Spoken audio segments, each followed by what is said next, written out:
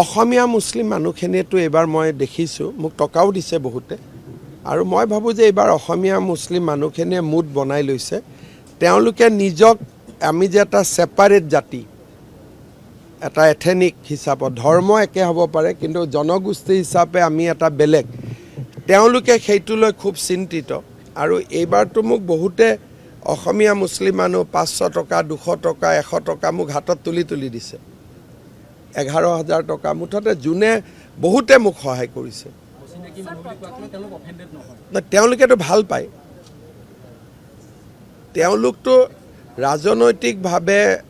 অসমীয়া মুছলিম মানুহখিনি মিয়া মুছলমানৰ এগেইনষ্টত আছে টিভিটো আপোনালোকে দেখিব বহুতখিনি অসমীয়া মুছলিম মানুহে টিভি টকশ্ব'ত আহি কয় যে মিয়া মুছলমানসকলৰ সংস্কৃতিটো আমাৰ সংস্কৃতিটো দুইটা বেলেগ বেলেগ তেওঁলোক নিজেই জানে কিন্তু আগতে তেওঁলোক অসমীয়া মুছলিম মানুহখিনি আন মানুহৰ দৰে তেওঁলোক কংগ্ৰেছত 50-60% আছিলে আন্দোলনৰ সময়তে বহুত অসমীয়া মুছলমান মানুহে জিপিক ভোট দিছিলে